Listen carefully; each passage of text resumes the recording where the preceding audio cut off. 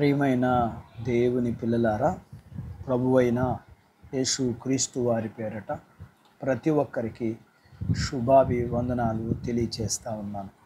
ఈ ఉదయకాలం పరిశుద్ధ గ్రంథం నుండి దేవుని వాక్యాన్ని చదువుకుందాం.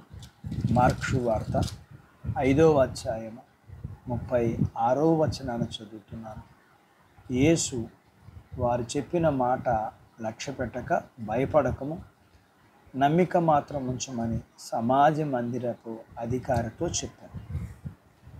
దేవుడు తన మాటలు మన కొరకు దీవించునుగాక. ఆమేన్.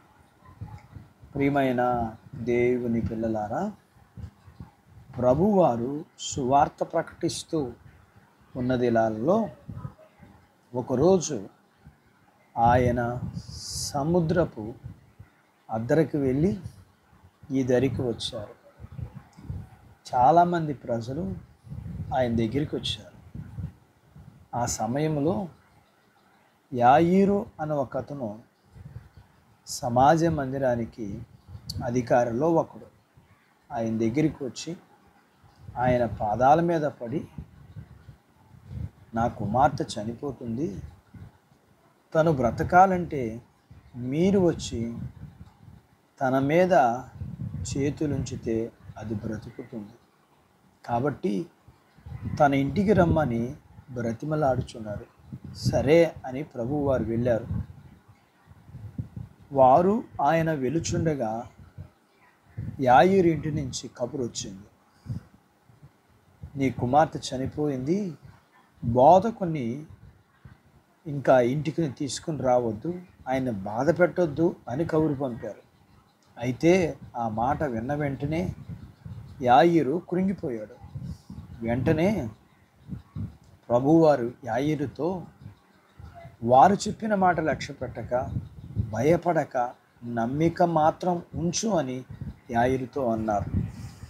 అటు తరువాత వారు సమాజపు అధికారి అయిన యాయీరు ఇంటికి వెళ్ళి పేతురును, యాకోబుని, యోహాను అని వారిని మాత్రమే వెంట పెట్టుకుని లోపలికి వెళ్ళి చూడగా అందరూ ఏడుస్తున్నారు. ఆయన లోపలికి వెళ్ళి అందరినీ పంపించేసి తను తన 3 శిష్యులు, తల్లిదండ్రులు మాత్రమే లోపల ఉన్నారు. ఆయన ఆ చిన్నది పడుకున్న గదిలోకి వెళ్ళి ఆమె చెయ్యి పట్టుకుని, చిన్నదాన లే అని అనగానే వెంటనే ఆ పాపకు ప్రాణం వచ్చి లేచి నడవసాగింది. ఇది చూచి అందరూ ఆశ్చర్యపోయారు.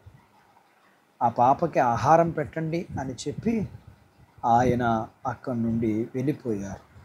ఒకవేళ యాయీరు భయపడి ప్రభువారిని వద్దు అని అంటే అతని కుమార్తె బ్రతికేది కాదు. ప్రభువు మాటకు విధేయుడై మేలు పొందాడు. అట్టి బాధ్యత దేవుడు మీకు దయచేయునుగాక. ఆమేన్. దేవుడు తన మాటలు మీ కొరకు దీవించునుగాక. ఆమేన్. ప్రార్థించుకుందాం.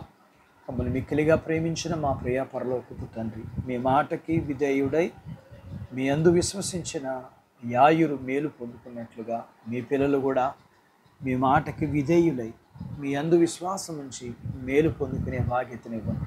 వీరిని, వీరి కుటుంబాల్ని, వీరికి కలిగినంతటిని, చిన్న బిడ్డలను, యవనస్తులను, వృద్ధులను, స్త్రీ పురుషులను, వారి చదువులు, ఆరోగ్యాలు, ఉద్యోగాలు, వివాహాలు, గర్భఫలాలు కలిగిన వారికి సుఖప్రసూతి, తల్లి బిడ్డలకు ఆరోగ్యము, ప్రతి వారు చేసుకుంటున్న జీవనాధిపతులను దీవించి ఎండ నుంచి భద్రతరిచి వర్షాలని అనుగ్రహించమని, మీ పిల్లల్ని మీరు అన్ని విషయాల్లో దీవించి ఆశీర్వదించమని యేసు ప్రభు వారి పేరట ప్రార్థిస్తున్నాము తండ్రి. ఆమేన్. దేవుడు మిమ్మను దీవించునుగాక. ఆమేన్.